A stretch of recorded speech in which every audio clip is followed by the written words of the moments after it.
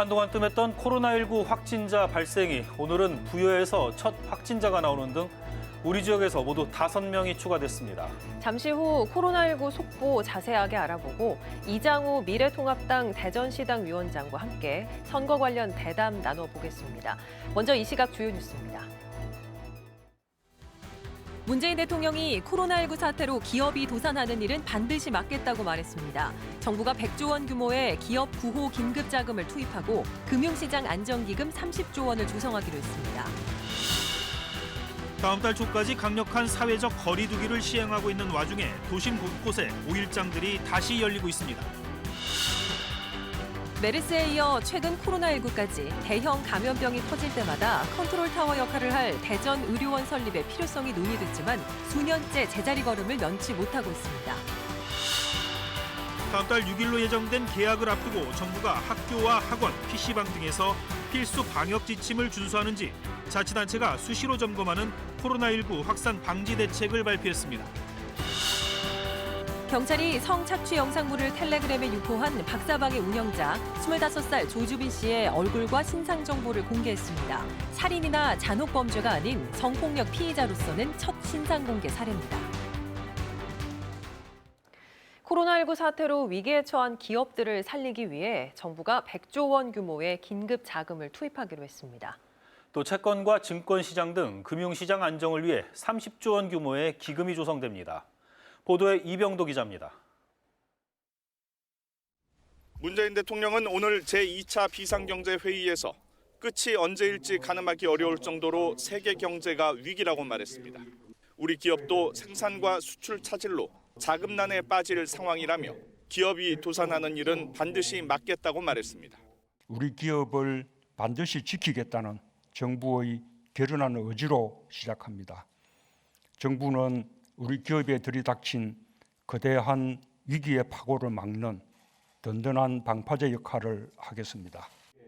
1차 회의 때 결정한 50조 원 금융 조치를 대폭 확대해 100조 원 규모의 기업 구호 긴급자금 투입을 결정했다고 밝혔습니다.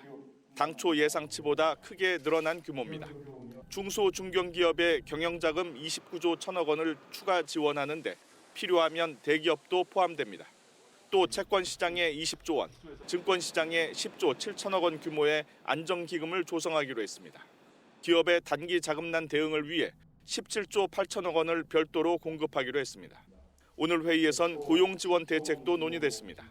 고용유지지원금을 대폭 확대하는 방안을 적극적으로 검토해 주기 바랍니다. 또한 4대 보험료와 전기료 등 공과금의 유예 또는 면제에 대해서도 신속한 조치가 필요합니다. 문 대통령은 다음 회의 때 실효성 있는 생계 지원 방안에 대해 신속한 결론을 내릴 수 있도록 준비해달라고 말했습니다. 이에 따라 긴급 재난소득 지급 방안이 논의될 것으로 보입니다. KBS 뉴스 이병도입니다.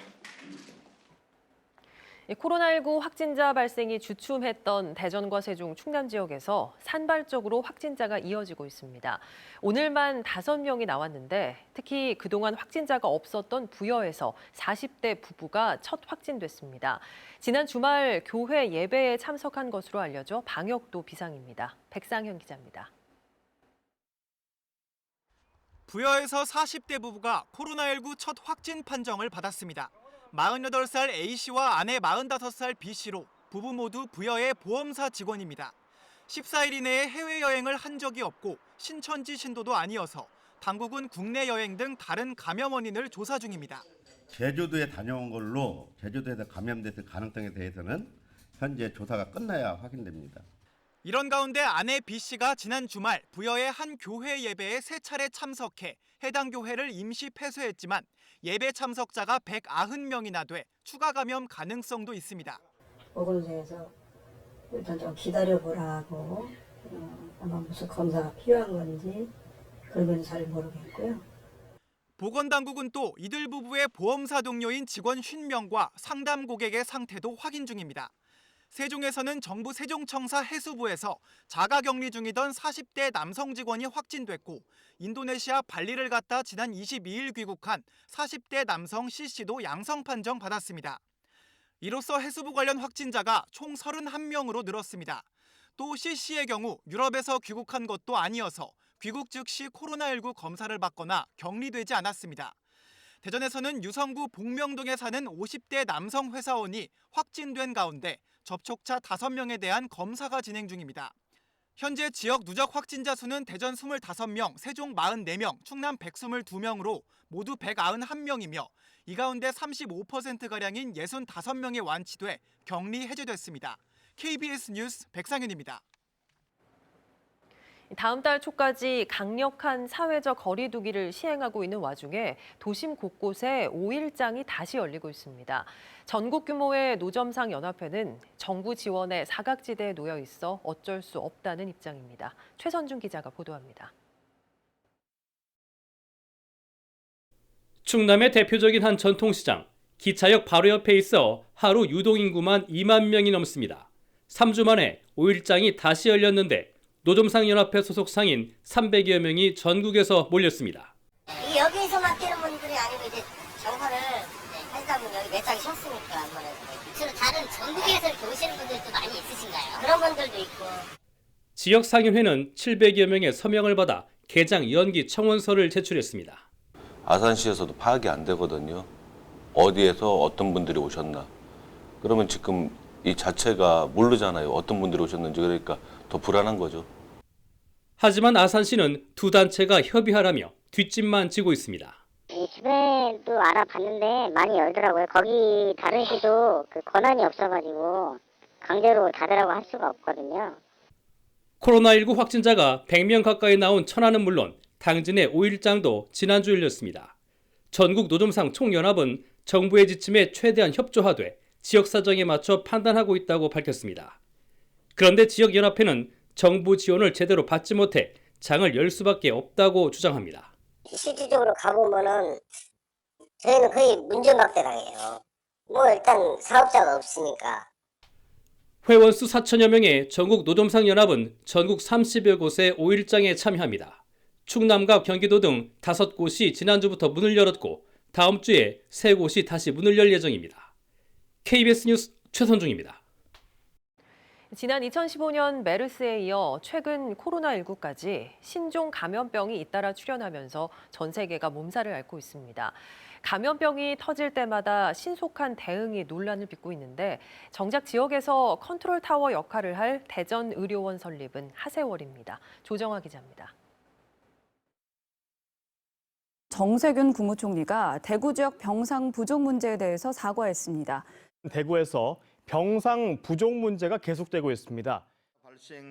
코로나19로 대규모 감염병 피해가 발생한 대구 경북 지역 전체 확진자는 현재까지 모두 7,600여 명.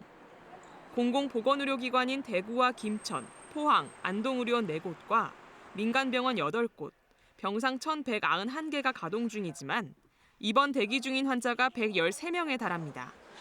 입원을 기다리다 사망한 환자도 잇따랐습니다. 이 같은 병상 부족 문제는 다른 지역만의 일이 아닙니다. 대전은 병원급 이상 의료기관과 병상 수가 특광역시 가운데 가장 적은 데다 응급 의료 가능 병원도 부족해 의료 접근성이 전국 꼴찌 수준입니다. 게다가 감염병을 전담하는 국가지정병원은 충남대병원 단 한 곳으로 코로나19 확진자가 상대적으로 적은 편인데도 과부하가 걸리고 있습니다. 아무래도 감염병 질환의 치료에 집중할 수밖에 없다 보니까 병실도 줄여야 되고 감염병 진료를 위해서 일반 의료진들도 많이 투입이 돼야 되기 때문에 일반 중증 환자를 보는 그런 역할이 자연스럽게 감소될 수밖에 없는 그런. 예방대책 수립부터 격리병동 운영까지 감염병 컨트롤타워 역할을 할 수 있는 대전의료원 설립이 절실한 이유입니다. 시립의료원은 우선적으로 우리 지역의 감염병 전담병원으로서 역할을 하게 되고요. 그 가용 병상이라든가 의료진도 그 전담해서 그 감염병 그 환자 유치, 치료를 위한 그 일에 전략적으로 또 집중적으로 투입이 되게 됩니다. 대전의료원 개원 목표는 오는 2025년 11월. 하지만 지난해 7월 KDI가 경제성 재검토에 들어간 뒤 여전히 예비 타당성 조사에서 막혀 설립이 무산되는 것 아니냐는 우려의 목소리가 나오고 있습니다. KBS 뉴스 조정아입니다. 집중 취재 이어갑니다. 대전 의료원과 관련해서 취재 기자와 함께 더 자세하게 이야기 나눠보겠습니다. 조정화 기자, 지방의료원의 필요성은 꽤 오래전부터 제기돼 왔잖아요. 우선 이 지방의료원의 정확한 역할이 뭔지 먼저 짚어볼까요? 네, 지방의료원은 기본적으로 기존의 민간 병원과 달리 공공의료원으로서의 역할을 할 텐데요. 쉽게 말해서 장애인이나 취약계층 등 의료 접근성이 떨어지는 시민들에게 의료 서비스를 제공하는 겁니다. 보통 출산 같은 응급진료, 즉 수익성이 낮은 보건의료를 담당하게 되겠죠. 그러다가 이번 코로나19와 같은 감염병이 발생했다. 이렇게 되면 감염병 전담병원으로서 역할이 전환되고요. 예방대책 수립부터 역학조사방 구성, 또 격리병동 운영까지 컨트롤타워 역할을 하게 되는 겁니다. 기본적으로 지역의 공공의료체계를 보면요. 크게 1차, 2차, 3차로 나눌 수 있는데요. 1차는 공공의료의 가장 우선에 있는 관할 보건소, 2차는 지방의료원, 그리고 3차가 충남대병원과 같은 상급 종합병원입니다. 그런데 대전을 보면 1차 보건소와 3차 상급 종합병원인 충남대병원만 있을 뿐 그 사이에서 허리 역할을 할 수 있는 지방의료원이 없는 거죠. 즉 이렇게 감염병 사태가 발생했을 때 지역에서 즉각적으로 감염병을 전담할 수 있는 곳이 없다는 얘기입니다. 네, 앞서 허리 역할도 얘기를 했지만 이번 코로나19 때문에라도 필요성을 더 제기하는 분들이 많습니다. 다른 지역 상황은 어떤가요? 네, 전국 광역자치단체를 보면 지방의료원이 없는 곳은 대전을 포함해서 광주와 울산 이렇게 3곳인데요. 사실 이번 코로나19 위기를 겪으면서 공공의료시설에 대한 필요성들을 많이 절감하셨을 겁니다. 특히 적자를 이유로 지난 2013년 폐쇄된 진주의료원이 많이 언급되고 있는데요. 이에 진주의료원은 2013년 5월 폐업 당시 325병상이었고요. 2009년 신종플루 치료 거점병원으로 지정돼서 12,000명을 진료하고 498명의 신종플루 확진자를 치료하는 등 큰 역할을 했습니다. 이후 경영부실을 이유로 진주의료원은 폐업이 됐지만 코로나19가 전국을 뒤덮은 현재 진주의료원에 대한 아쉬움은 더욱 커지고 있습니다. 실제로 진주의료원이 가까웠던 거창이나 합천, 남해 등 코로나19 서부 경남 확진자들은 멀리 창원과 김해가 있는 동부 경남까지 가서 치료를 받는 상황입니다. 네, 우리 지역도 현재 공공의료기관이 없다 보니까 남의 일처럼 볼 수 없는 상황인데요. 이렇게 필요성이 명백한데도 대전의료원 설립이 속도를 내지 못하는 이유가 뭘까요? 일단 지난해 나왔던 기획재정부의 예비 타당성 조사에서는 대전의료원이 경제성이 없다 이렇게 나왔었죠. 그 자료를 좀 들여다보면요. 이래저래 대전의료원 설립에 불리한 부분들이 좀 많이 보였습니다. 우선 대전의료원의 경제성을 분석한 총괄 비용이 5,600억 원이었는데요. 이 비용은 사업비가 2배 이상 높은 세종 충남대병원보다 381억 원이나 높게 책정됐던 겁니다. 게다가 진료권도 계룡과 금산이 충남대병원과 가깝다는 이유로 제외되기도 했고요. 또 운영비나 편익 추정, 또 재투자비 등 세종 충남대병원 기준과 달리 불리하게 적용이 돼서 지역 반발이 매우 거셌습니다. 현재 대전시는 이런 주요 쟁점들을 토대로 보완하고 증빙 자료 등을 수집해서 KDI에 다시 제출한 상태인데요. 다만 KDI가 재검토만 8개월째 붙잡고 있어서 건립 여부 결정이 언제쯤 이뤄질지 불투명합니다. 네, 얘기한 것처럼 진주의료원이 폐쇄된 이유도 결국은 적자 때문이었습니다. 대전의료원 건립에 있어서 운영비 부분에 대해서도 많이들 우려를 하고 있는데요. 어떻게 보고 있나요?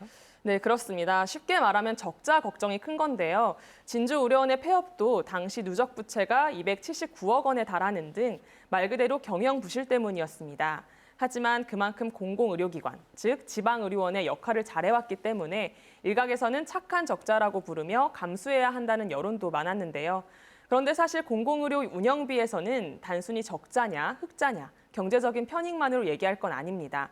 메르스나 코로나19 같은 대형 감염병이 발생했을 때 들어가는 사회적 비용을 생각하면요. 예를 들어서 메르스 때 정부에서 민간 병원에 지원한 손실 보상금만 1,781억 원에 달합니다.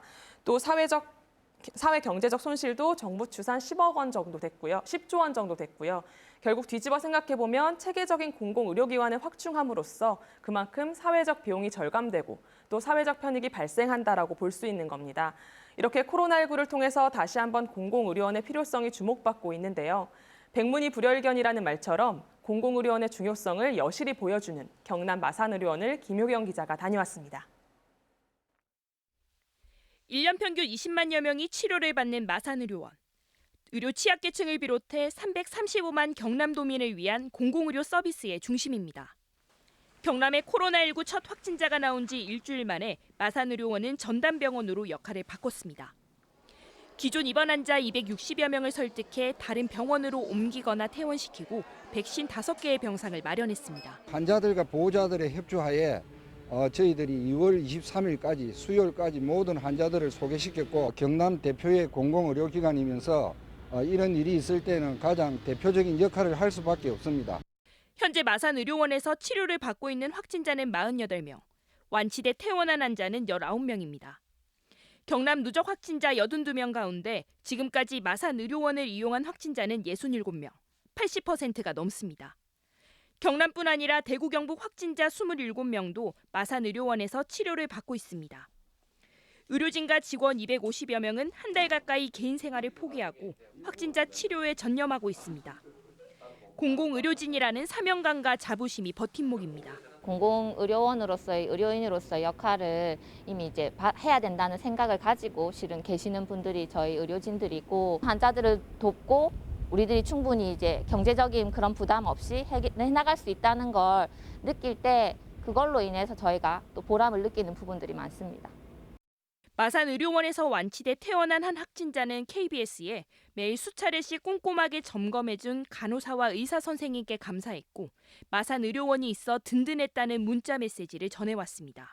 이런 경우에 저희가 거의 절대적이다. 공공보건의료기관 보편적 공공보건의료의 접근을 위해서 필수적이고 이번에 이 코로나 사태가 그걸 극명하게 보여줬다고 생각합니다. KBS 뉴스 김효경입니다.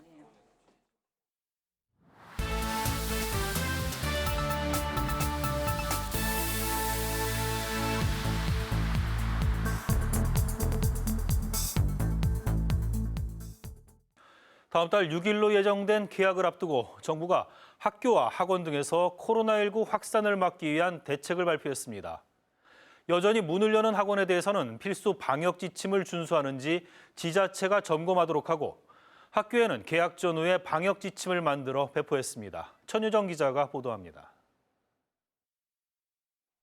코로나19 확산을 막기 위해 학원이나 PC방, 노래방 등 청소년들이 많이 이용하는 다중이용 시설에 대한 방역이 강화됩니다. 지난 21일 행정명령으로 종교시설에 대해 한시적 운영 제한 조치가 시행되면서 학원이나 PC방도 지자체별로 적용 대상에 포함될 수 있습니다. 지금까지 서울과 전북에서 학원과 PC방, 노래방이 적용 대상에 포함됐고 경기도는 오늘 포함할 예정입니다. 이에 따라 해당 시설은 개학 전인 다음 달 5일까지 운영을 자제해야 합니다. 불가피하게 문을 열 경우 시설 내 이용자 간 간격을 최소 1 내지 2m 이상 유지하는 등 지침을 지켜야 합니다. 교육부는 이러한 필수 방역 지침을 준수하는지를 지자체와 교육청이 점검할 예정이라고 설명했습니다. 위반한 학원 등에 대해서는 지자체가 집합금지 명령을 내릴 수 있고 벌금이나 구상권을 청구할 수 있습니다. 개학을 앞둔 학교에 대한 방역관리 방안도 나왔습니다. 각 학교는 개학 전 학교 전체를 소독해야 하고 코로나19 담당자를 지정해야 합니다.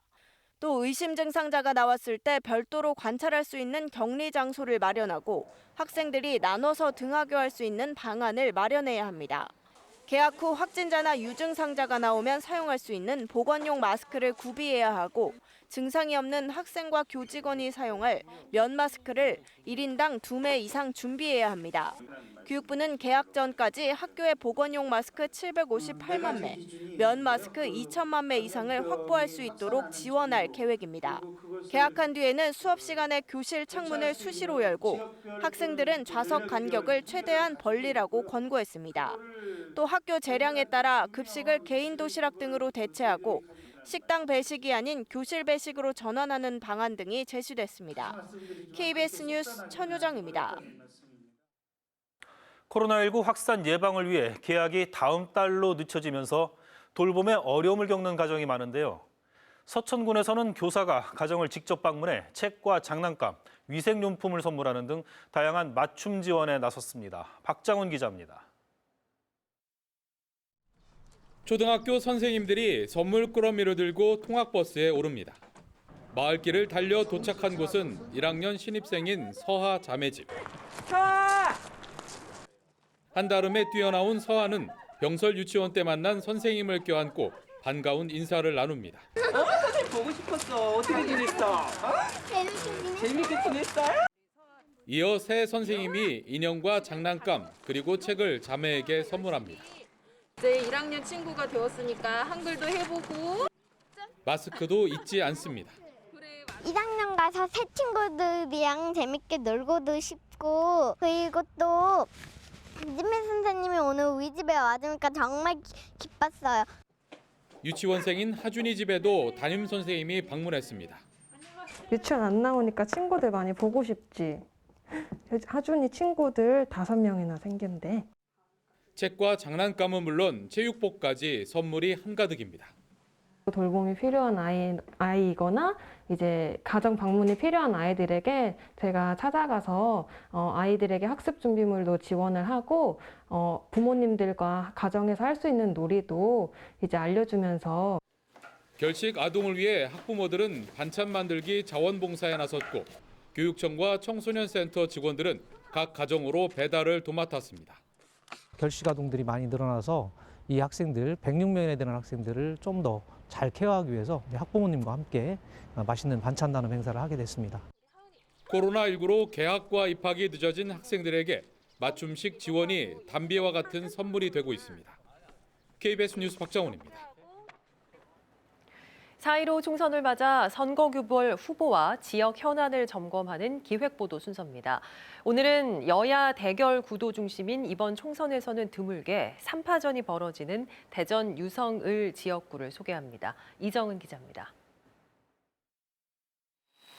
대덕특구를 아우르는 대전 유성을은 3파전이 예상됩니다. 세 후보 모두 우여곡절 끝에 공천을 확정했는데 사선의 이상민 의원은 당내 도전자가 많아 일찌감치 예비후보에 등록해 경선을 치렀고 민주당 시의원이었던 김소연 변호사는 불법 정치자금 폭로 뒤 탈당과 2차례 당적 변경, 의원직 사퇴를 거쳐 통합당 후보가 됐습니다.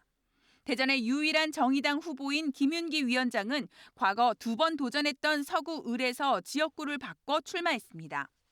세 후보는 모두 지역 현안인 원자력연구원 안전사고의 대책을 1호 공약으로 꼽았지만 해법은 달랐습니다.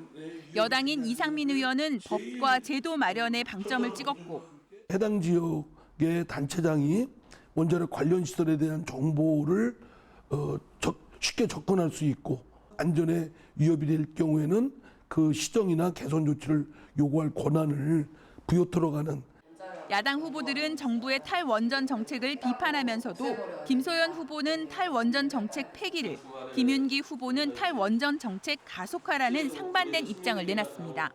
잘못된 부분을 보완하고 개선할 수 있는 방향을 놔두고 무조건 폐지를 해라. 이런 부분들은 좀 잘못됐다 생각합니다. 좀 더 원자력 연구원에 어떤 지지를 해주고 예산 지원을 해주는 방향으로 가야 하지. 문재인 정부가 2080년까지 탈핵을 주장하고 있지만 실제로는 핵발전소는 늘어나고 실질적인 조치들은 이루어지지 않고 있습니다. 2040년까지 탈핵을 통해서 우리 시민들이 건강하고 안전하게 살 수 있도록 하겠습니다. 3파전이 치러지는 유성을에서는 진보 진영의 표가 갈라지는 만큼 정의당의 득표율이 변수가 될 전망입니다. KBS 뉴스 이정은입니다. 네, 우리 지역 시도당 위원장들과 함께 총선 전략과 지역 현안에 대해 이야기 나눠보는 시간입니다. 오늘은 이장우 미래통합당 대전시당 위원장 나오셨습니다. 예, 이 위원장님 고맙습니다. 안녕하십니까. 예, 이장우입니다. 이제 코로나 관련 그 정부 대응에 대한 평가를 좀 여쭤보겠습니다. 최근 국내 코로나19 확진자 수가 좀 감소 추세에 있는 것 같은데 네. 그 어제 출연하신 조승래 더불어민주당 대전시당 위원장께서는 정부 방역 대응 능력에 대해서 좀 높은 점수를 줬거든요. 제가 봤는데 예. 역시 이 정권 참 큰 문제입니다. 네. 자화자찬이거든요. 네. 초기에 코로나 바이러스가 중국 우한에서 창궐 했을 때 네. 의사협회가 6번이나 중국에서 입국하는 분들 차단해야 된다. 이렇게 경고를 했음에도 불구하고 안 해가지고 결국 대한민국 이런 사태가 온 거거든요. 네. 지금 대만이나 싱가포르나 홍콩은 초기에 차단함으로써 100명 정도, 200명 정도 수준에서 차단을 했습니다. 그런데 아시아 2위, 세계 7위 정도 되는 지금 이런 어려운 상황을 자화자찬하는 거에 대한 한심하다는 생각이 들었고 네. 또 한편으로는 문재인 대통령을 비롯한 이 정부 당국자들의 어떤 실언, 망언들이 계속돼 왔고 마스크 하나도 해결 못하는 정권이 뭐가 잘했다고 그렇게 큰소리치는지 자화자찬하는 걸 저는 도저히 이해할 수가 없습니다. 네. 이 정부야말로 이번 코로나 바이러스 사태를 보면서 아주 정말 무능한 정부구나. 기본도 안 돼 있는 정부구나. 마스크 하나 문제도 해결되지 못하는구나. 역대 어느 정부도 어느 국민도 한 번도 경험하지 못한 일들을 지금 하고 있거든요. 네. 마스크 사려고 줄 서고. 이거 말이 안 됩니다. 그러면서도 자화자찬하는 것은 이 정권이 얼마나 내로남불 정권인지를 명확하게 드러내는 그 모습이라고 저는 보고 있습니다. 아주 신랄한 평가를 해주셨습니다. 네. 네, 다음 그 재난기본소득에 대해서 좀 여쭤보겠습니다. 오늘 경기도가 모든 경기도민한테 이거 1인당 10만 원씩 지급하겠다고 이제 발표를 했거든요.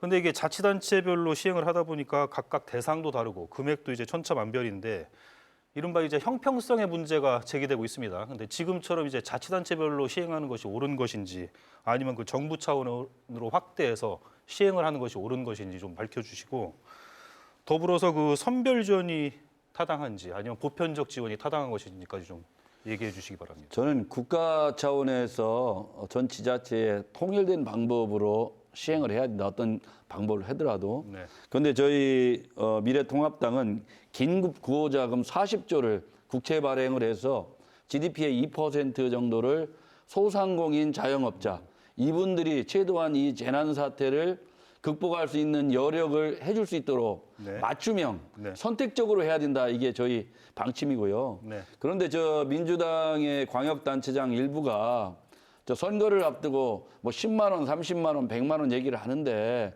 10만 원, 30만 원 일부 도움은 되겠지만 국채 발행해서 50조, 100조씩 들어가면서 정말 진짜 필요한 것은 자영업 하시는 분들, 소상공인들, 거기에 취업해 있는 분들, 택시업 하는 분들 이런 분들이거든요. 네. 이런 분들에 대한 맞춤형 지원을 안 하고 전 국민에게 골고루 돈을 나눠준다. 이런 발상 자체가 근본적으로 좀 문제가 있다고 보고 저희 미래통합당이 지금 주장하고 있는 긴급 구호 자금 소상공인 자영업자 하시는 분들에게 이 사태를 견딜 수 있도록 600만 원에서 한 1,000만 원 정도 40조 원으로 지원을 해야 된다. 네. 저는 이게 맞다고 봅니다. 금액은 더 커지는 거네요. 일단 저희는 한 40조 정도로 보고 있습니다. 네.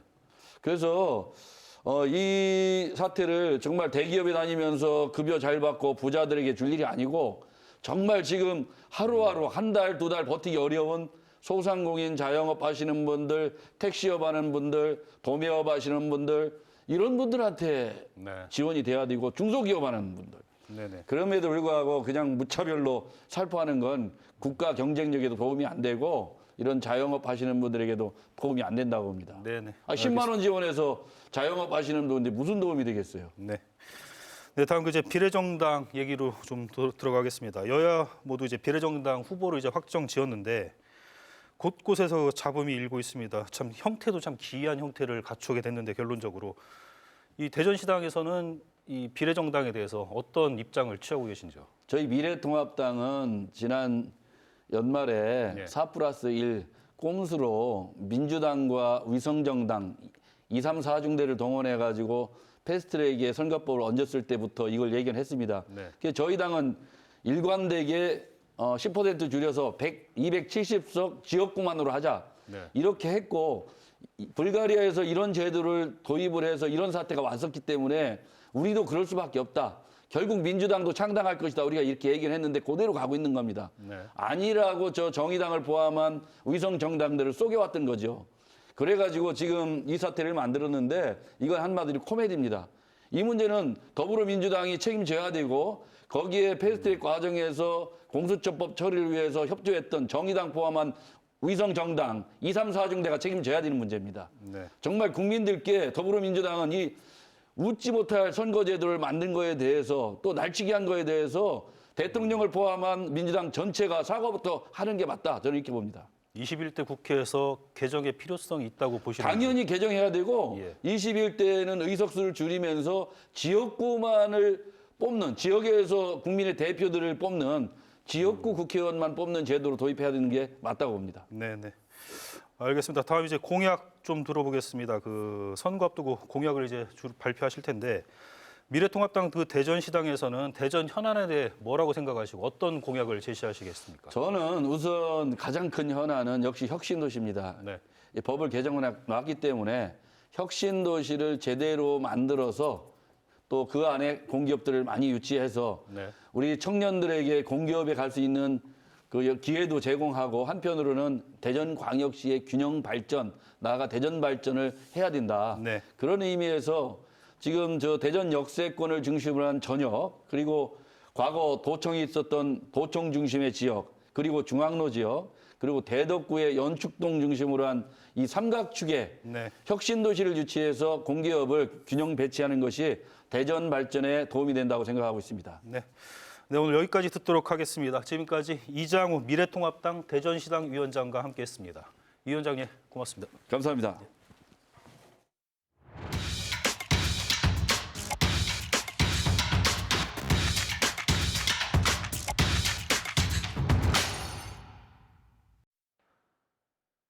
여성들을 협박해 얻은 성착취 영상물을 텔레그램에 유포한 이른바 박사방의 운영자의 신상이 조금 전 공개됐습니다. 살인이나 잔혹범죄가 아닌 성폭력 피의자로선 첫 신상 공개 사례입니다. 이유민 기자입니다. 경찰이 오늘 공개한 텔레그램 성착취물 공유 대화방, 박사방 운영자의 주민등록 사진입니다. 이름은 조주빈, 올해로 25살 남성입니다. 경찰관 3명과 외부위원 4명으로 구성된 신상공개위원회는 조 씨의 범행 수법이 악질적이며 피해자가 70명에 이르는 등 범죄가 중대하다고 판단해 조 씨의 이름과 나이, 얼굴을 공개하기로 했다고 밝혔습니다. 또 국민의 알 권리와 범죄 예방 효과를 종합적으로 고려했다고도 전했습니다. 성폭력 피의자로선 첫 신상 공개 사례입니다. 조 씨는 지난해부터 텔레그램에서 고액의 유료 대화방을 만들어 여성을 협박해 얻어낸 성착취물을 유포한 혐의를 받고 있습니다. 경찰이 파악한 피해 여성은 모두 74명, 이 중 미성년자는 16명입니다. 조 씨는 현재 구속된 상태로 내일 오전 8시쯤 검찰로 넘겨질 예정입니다. 이때 조 씨의 얼굴이 자연스럽게 공개될 걸로 보입니다. 조 씨는 한 수도권 전문 대학에서 정보통신학을 전공했습니다. 재학 중엔 학보사의 편집국장을 맡기도 했습니다. 다만 임기 중 보직 해임된 것으로 전해졌습니다. 또 2017년부터 지난해 말까지 2년간 취약계층을 돕는 NGO 단체 직원으로 근무했습니다. N번방 등 디지털 성범죄에 대한 국민적 공분이 커지자 법무부는 피의자들에게 범죄단체 조직죄를 적용하는 방안을 검토하는 한편 국제형사사법공조를 비롯한 모든 조치를 강구하겠다고 밝혔습니다. 또 대화방 회원들에 대해서도 범죄에 가담한 정도를 따져 공범으로 수사하도록 했습니다. KBS 뉴스 이유민입니다. 귀금속을 훔쳐 달아난 20대 남성 2명이 도주 3개월 만에 경찰에 붙잡혔습니다. 치밀한 준비로 금은방을 터는데 채 50초도 걸리지 않았는데 경찰의 끈질긴 추적 끝에 덜미가 잡혔습니다. 박연선 기자입니다. 크리스마스인 지난해 12월 25일 새벽 대전 유성구의 한 금은방. 마스크와 모자로 얼굴을 완전히 가린 남성 2명이 유리창을 깨고 들어온 뒤 소화기로 진열장을 사정없이 부숩니다. 이어 미리 준비해둔 가방에 순식간에 귀금속을 쓸어 담습니다. 이들이 훔친 귀금속은 시가 7천만 원 상당. 범행을 마치는 데에는 50초도 채 걸리지 않았습니다. 당시 셔터도 내려져 있지 않은 금은방의 호창 유리 탓에 범행을 저지르게 해도 수월했던 것으로 경찰은 보고 있습니다. 이들은 특히 옷가지와 망치 등 범행 도구를 2달 전부터 각기 다른 지역에서 사는 등 치밀함을 보였습니다. 또 CCTV가 없는 도로를 골라 대전을 빠져나간 뒤 목포와 대구, 부산 등 전국을 돌며 석 달 가까이 도주 행각을 벌였습니다. 이 과정에서 훔친 귀금속은 대부분 팔아 유흥비로 탕진했는데 곳곳에서 귀금속을 파는 행위를 수상히 여긴 경찰에 결국 덜미가 잡혔습니다. 사전 답사하는 행위, 귀금속들을 처분하는 그런 과정, 공범들 간의 어떤 통화하는 그런 내용, 이런 부분들을 종합적으로 분석을 해가지고 경찰은 이들을 특수절도 혐의로 구속하고 작물을 취득한 업체들의 불법 여부도 수사할 방침입니다. KBS 뉴스 박연선입니다. 행정중심 복합도시 건설청이 금남면 지편리에 들어서는 네이버 제2 데이터센터 부지를 도시 첨단 산업단지로 지정합니다. 이에 따라 관련 행정 절차가 간소화돼 네이버가 올 상반기 안에 LH와 토지 매매 계약을, 관리권자인 세종시와 산업단지 입주 계약을 체결하면 데이터센터 건립이 본격화될 전망입니다. 네이버는 각종 행정 절차를 마치고 올 연말 착공해 2022년 데이터센터를 준공할 계획입니다. 대전 지역 유력 건설사가 지역 국회의원 후원회와 대전시장 후원회에 회사 돈을 불법 후원한 사실을 법정에서 인정했습니다.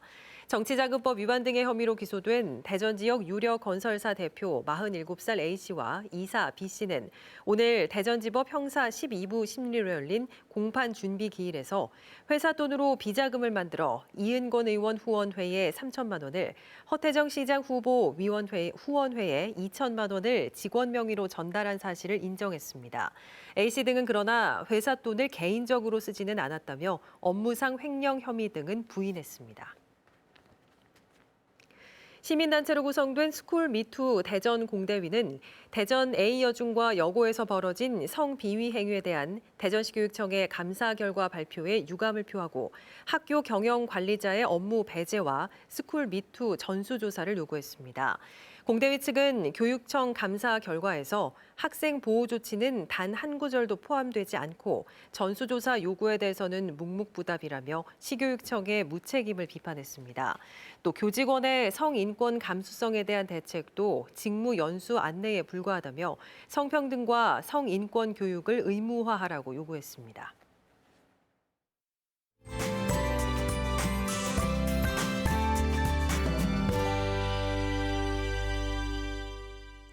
오늘도 4월 중순만큼이나 기온이 오르면서 따뜻한 하루였습니다. 날은 포근했지만 아쉽게도 다시 공기가 탁해졌는데요. 오늘 낮 동안 세종과 충남 지역을 중심으로 초미세먼지 농도가 나쁨 수준을 보이면서 공기질이 좋지 못했고요. 대기도 건조해서 대전, 세종과 충남 내륙에 여전히 건조주의보가 내려진 상태입니다. 내일도 낮 동안은 포근하지만 아침 저녁으로는 기온이 떨어지면서 일교차가 크게 벌어지겠습니다. 내일 아침 출근길 기온은 영하 1도에서 5도에 머물겠고요. 한낮에는 17도에서 22도까지 오르면서 오늘보다 3도 정도 높아 따뜻하겠습니다. 내일 오전 중에는 세종과 충남 지역의 공기질이 다소 탁할 걸로 보이는 만큼 호흡기 관리에 유의해 주시길 바랍니다. 다음은 자세한 지역별 내일 날씨입니다. 내일은 구름 많은 가운데 세종의 아침 최저 기온은 2도, 대전은 5도를 보이겠고요. 한낮에는 세종 21도, 대전은 22도까지 오르겠습니다. 충남 북부 지역은 천안의 아침 기온이 2도가 예상되고요. 한낮에는 서산 18도, 천안 21도를 나타내겠습니다. 충남 남부 지역은 청양의 아침 기온이 0도를 보이겠고요. 한낮에는 부여가 22도로 예상됩니다. 바다의 물결은 충남 북부와 남부 앞바다 모두 0.5에서 1m의 높이로 비교적 잔잔하겠습니다. 돌아오는 목요일과 금요일 사이 전국적으로 비가 내리겠는데요. 비가 그치고 난 뒤에는 평년 기온을 회복할 전망입니다. 기상정보였습니다. 코로나19 사태 속에 취약계층을 위해 써달라며 돈이나 마스크를 기부하는 소시민들의 선행이 이어지고 있습니다. 코로나 보릿고개라고 할 만큼 모든 분들이 어려운 요즘인데요. 이웃을 위해 기꺼이 헌신하고 아낌없이 도움을 주는 모습은 지쳐있는 우리 모두에게 힘을 주고 있습니다. 뉴스를 마칩니다. 편안한 저녁 보내시길 바랍니다.